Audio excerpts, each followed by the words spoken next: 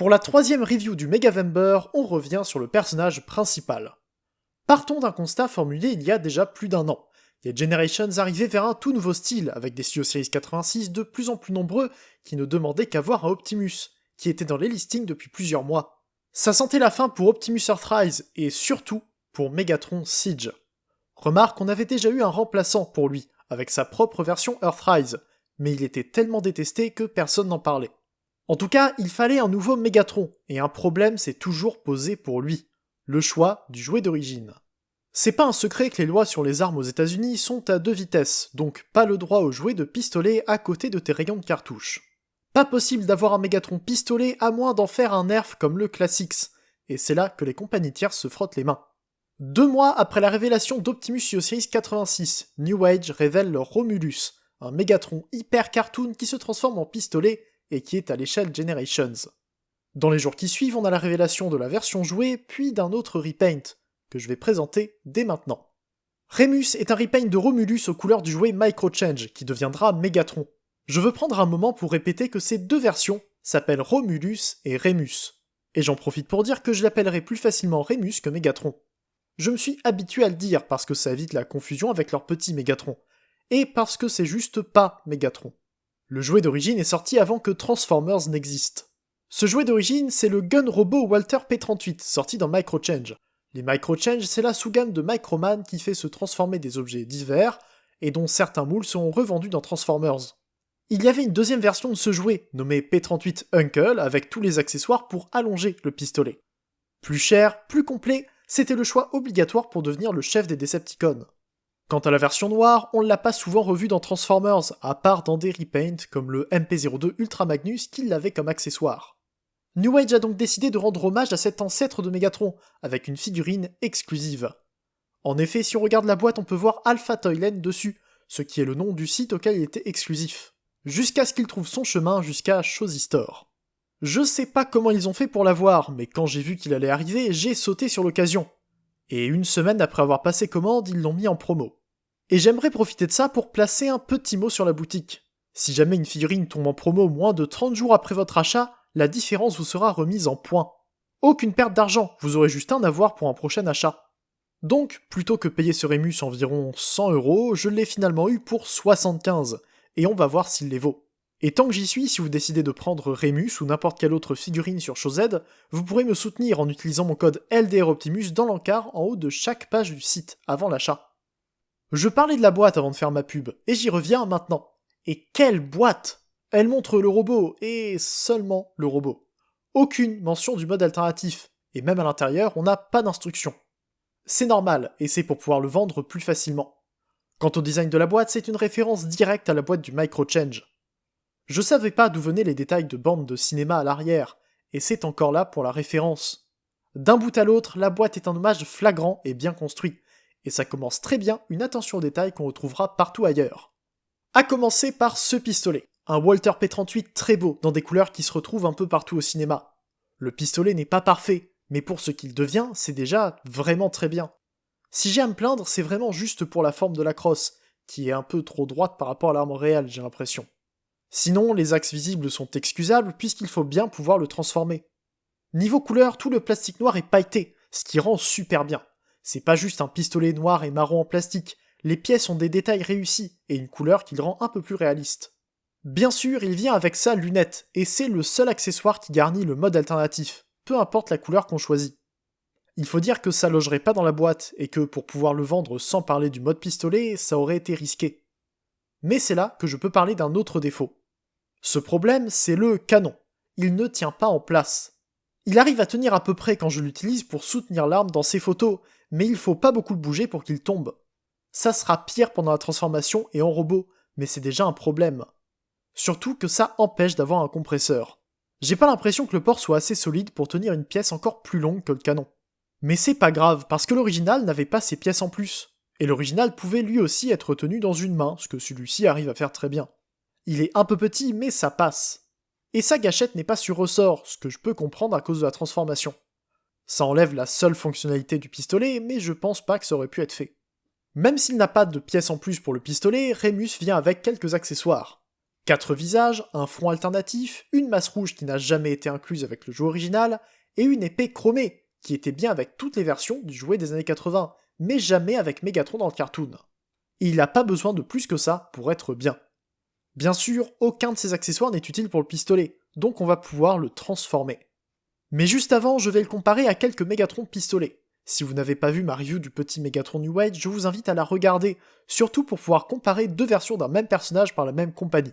L'échelle différente, ça change tout.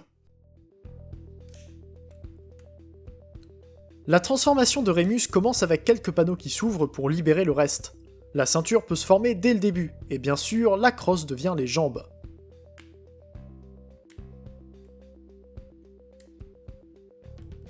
Faire des jambes qui s'épaississent en robot a toujours été un challenge pour les figurines de Megatron G1, au moins depuis 2007 et sa première version Masterpiece. Sur celui-ci, il y a beaucoup d'étapes pour y arriver, mais tout se fait très bien. Il y a beaucoup de pièces, mais la qualité New Age oblige, ça se fait sans problème tant qu'on voit à peu près comment ça fonctionne.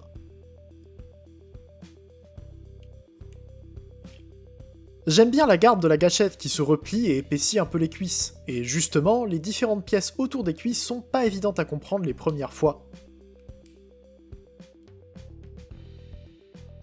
Il suffit de les bouger de la seule façon qu'elles peuvent, mais je comprends pas toujours la géométrie à l'intérieur.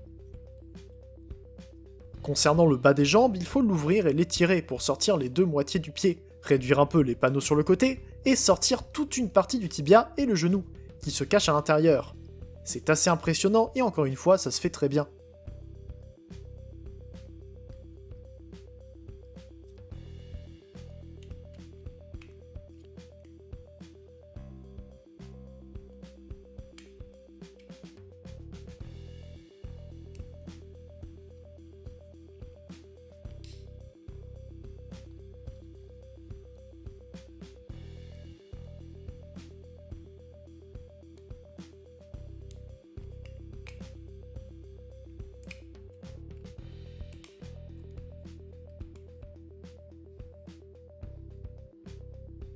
La pièce du dessus du pistolet tient pas super bien depuis quelque temps, peu importe comment je mets la tête. C'est un peu dommage, mais au moins ça veut dire que c'est facile à détacher pour le passer en robot. Les bras forment l'arrière, et j'adore comment le torse se forme. Les panneaux des côtés du pistolet se retournent pour révéler le torse et l'abdomen, ce qui remonte tout le robot sans avoir de glissière à l'intérieur. Le torse est faux, mais pas entièrement, puisqu'il est quand même fait de pièces qui sont au bon endroit dans le pistolet.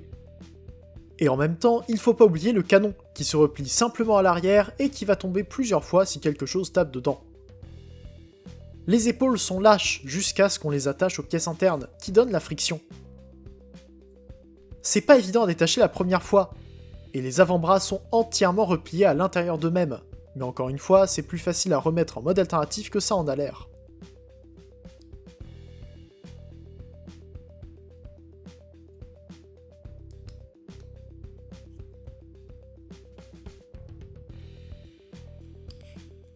Et le résultat est aussi propre que ce à quoi on pourrait s'attendre de la part de New Age. Rémus est un Megatron G1 style cartoon dans les couleurs du Micro-Change, et ça donne super bien. L'apparition de peinture bleue dans les mollets et les avant-bras va parfaitement au reste de la figurine, et avec ses proportions et ses articulations, il donne une allure de mini masterpiece. J'ai quand même un peu de mal avec cette expression, parce que certains MP sont moins bons que leur version plus petite, mais Rémus est vraiment excellent. Mais c'est le problème. Est-ce qu'il n'est pas un peu trop bon? Je vais faire un tour des détails et je reviens sur la question juste après. Bien sûr, je commence avec la tête, et à part le casque très propre, je peux noter une chose. Le visage. C'est le visage du jouet, et c'est un détail qui m'a fait m'intéresser à Rémus et à la version jouée de Romulus dès leur annonce. J'adore ce détail sur le front, et le visage très stoïque et sérieux est parfait. On pourrait même le prendre pour un robot sans personnalité, ce qui doit être le concept derrière les micro-change. Juste des objets qui se transforment en robots. J'en profite pour montrer les visages alternatifs. Le visage se glisse vers le haut pour pouvoir échanger le front et glisser les autres pièces en dessous. Et là, on retrouve plus Megatron, avec un visage G1 très bien réalisé et plusieurs expressions qui semblent tirées de la version MP36.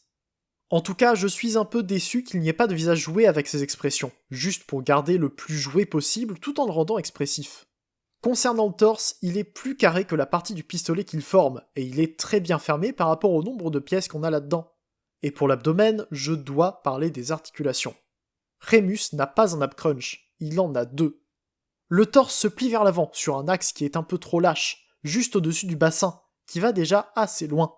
Mais en appuyant sur la partie centrale, qui est sur ressort, on peut enclencher un deuxième ab crunch, qui va aussi plutôt loin, et qui montre même des pièces dans le dos pour le laisser fermer.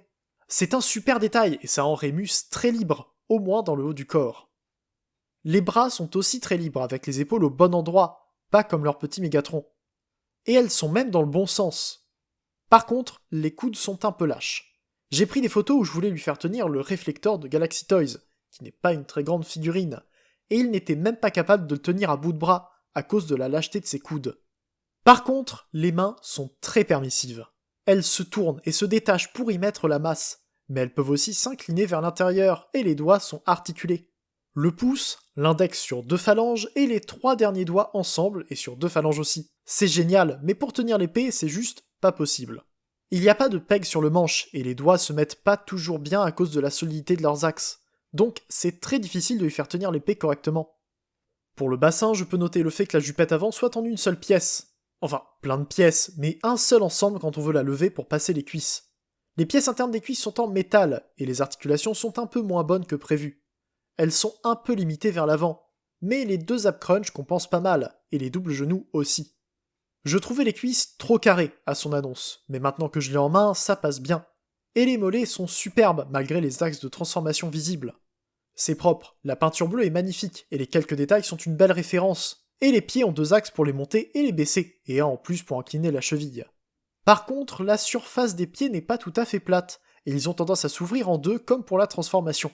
Donc, niveau stabilité, c'est pas toujours parfait. Enfin, pour le dos, il est extrêmement propre. Quand on le voit comme ça, on pourrait penser qu'il ne se transforme pas. Les pièces derrière les jambes, le dos sans aucune pièce superflue, tout a été travaillé pour qu'il rentre bien sous tous les angles. Même quand il est accroupi, Rémus paraît organique et vivant. Je le compare rapidement à Optimus Earthrise dont la taille est assez similaire. Il aura l'occasion de revenir pour une prochaine review. Je le compare aussi au petit Megatron New Age pour montrer la différence de taille. Mais celui avec qui il va le mieux, ça reste Optimus Missing Link, qui n'a pas sa complexité, mais qui est une figurine qui va elle aussi à fond dans la direction choisie.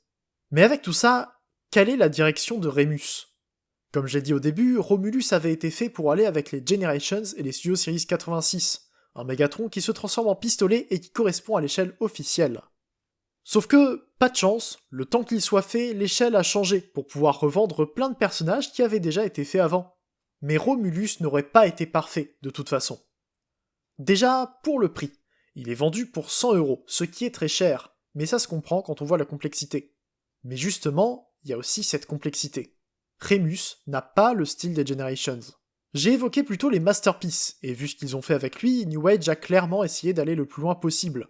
Complexité, articulation, propreté, ils ont sorti le grand jeu pour faire le meilleur Mégatron possible et le vendre pour aller avec des figurines officielles. Et ça va peut-être paraître hautain ou irrespectueux, mais les Generations, c'est pas ça.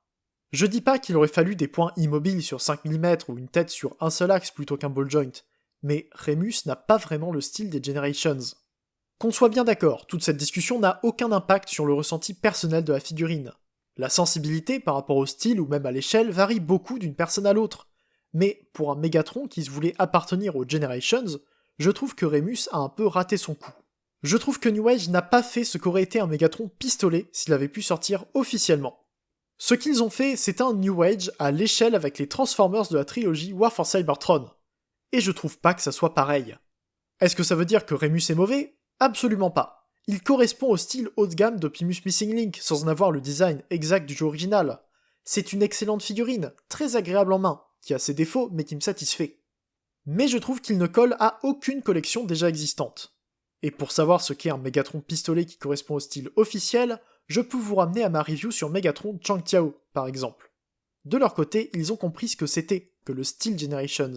Les défauts en font aussi partie. Rémus New Age reste une figurine que j'affectionne particulièrement. Il est sur mon bureau depuis des mois, je le transforme de temps en temps, et il mérite sa place dans ma collection.